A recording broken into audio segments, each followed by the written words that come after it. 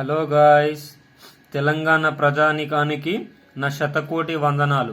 Congress government ఎప్పుడా అంటున్న అద్భుతమైన పథకాలకు రేపు మధ్యాహ్నం 12 గంటలకి తెరపడనుందండి. నిజంగా ప్రభుత్వం ఈ పథకాలను గినక అమలు చేస్తే ఈ దేశంలోనే మహిళలకు అత్యున్నత గౌరవం ఇచ్చిన రాష్ట్రంగా కాంగ్రెస్ ప్రభుత్వం నిలుస్తుందండి. ఇదైతే మాటకు మాట నిజాయితీగా చెప్పుకోవాల్సిన అవసరం అయితే ఉందండి.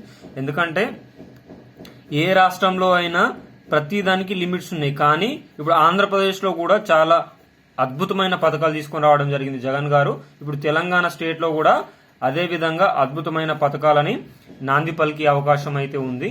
ఈ వీడియో చూస్తున్న ప్రతి ఒక్కరికి వీడియోని లైక్ చేయండి, కామెంట్ చేయండి, అదేవిధంగా సబ్స్క్రైబ్ చేసుకోండి. మీరు ఇచ్చే ఒక చిన్న లైకే నాకెంతో ప్రోత్సాహాన్ని ఇస్తుంది. మంచి మంచి ఇన్ఫర్మేషన్ మీ ముందుకు తీసుకొని రావడానికి ప్రయత్నిస్తాను. వీడియోని మాత్రం లైక్ చేయండి, మీ బంధువులకు షేర్ చేయండి. ముఖ్యంగా మొట్టమొదటి పథకం మహాలక్ష్మి పథకం 2500 రూపాయలు. ఆల్రెడీ మనకు ఎన్నికల మేనిఫెస్టో సందర్భంగా మనకు సీఎం రేవంత్ రెడ్డి గారు పేర్కొనడం జరిగింది. ప్రతి ఒక్క మహిళకి 18 నుంచి 67 ఏళ్ళు ఉన్న 57 ఏళ్ళు ఉన్న ప్రతి ఒక్క మహిళకి 2500 రూపాయలను ఇస్తాను అని పేర్కొనడం జరిగింది. కానీ ఈ పథకం ఇంకా అమలు కాలేదు. కానీ రేపు మధ్యాహ్నం 12 గంటలకి ఈ పథకం అనౌన్స్మెంట్ చేసే అవకాశాలు ఎక్కువ మోతాదులో ఉన్నాయి.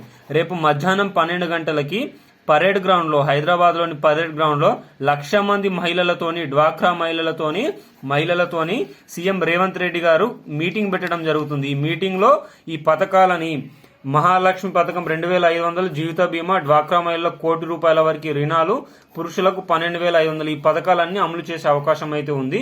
దీనికి సంబంధించిన డీటెయిల్స్ ఏంది, మొట్టమొదటిసారిగా ముందుగా పడే ఏ జిల్లాలకు ముందుగా పడతాయో కూడా ఈ వీడియోలో మనం క్లియర్ కట్ గా చూసుకుందాం.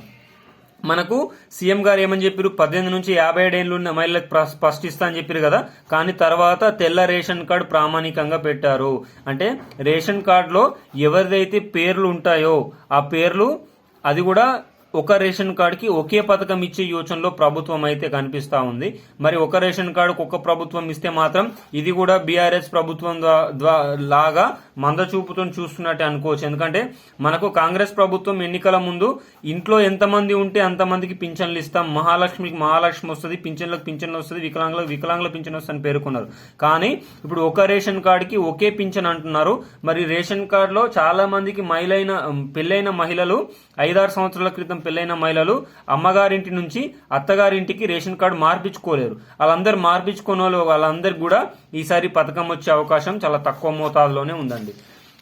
నెక్స్ట్ పథకం వచ్చేసి ఇప్పుడు కాంగ్రెస్ గవర్నమెంట్ ప్రవేశపెడుతున్న జీవిత బీమా. డ్వాక్రా మహిళలకు, ఇప్పుడు డ్వాక్రా మహిళలు అన్నారు కదా, వాళ్ళందరూ ప్రమాదవశాత్తు చనిపోతే వాళ్ళకు 5 లక్షల వరకు జీవిత బీమా ఇస్తామని చెప్పేసి క్లియర్ కట్ గా పేర్కొనడం జరిగింది. ఇది కూడా రేపే అనౌన్స్మెంట్ చేస్తున్నారు. రేపు మధ్యాహ్నం 12 గంటలకే అనౌన్స్మెంట్ చేస్తున్నారు. అదే విధంగా డ్వాక్రా మహిళలకి, మహిళా సంఘాలకి 1 కోటి వరకు రుణాలను ఇస్తారంట. 1 కోటి అక్షరాల 1 కోటి వరకు రుణాలను ఇస్తారట. అదేవిధంగా డ్వాక్రా మహిళలు ఎవరైనా ప్రమాదవశాత్తు చనిపోతే 5 లక్షల బీమాతో పాటుగా తీసుకున్న రుణాలను కూడా మాఫీ చేస్తుందంట ప్రభుత్వం.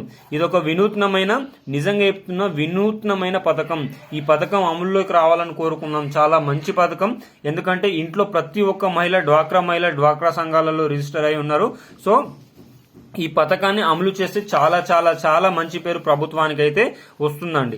అదేవిధంగా 2500 రూపాయలకు సంబంధించి కావలసిన అర్హతలు అయితే ఒకసారి చూద్దాం. భర్త మాత్రం గవర్నమెంట్ ఎంప్లాయ్ కాకూడదు. ఎవరైతే మహిళ ఉన్నారో ఆ మహిళ పైన 5 ఎకరాల వరకు భూమి ఉండకూడదు. భర్త యొక్క సంవత్సర ఆదాయం 3 లక్షల లోపే ఉండాలి.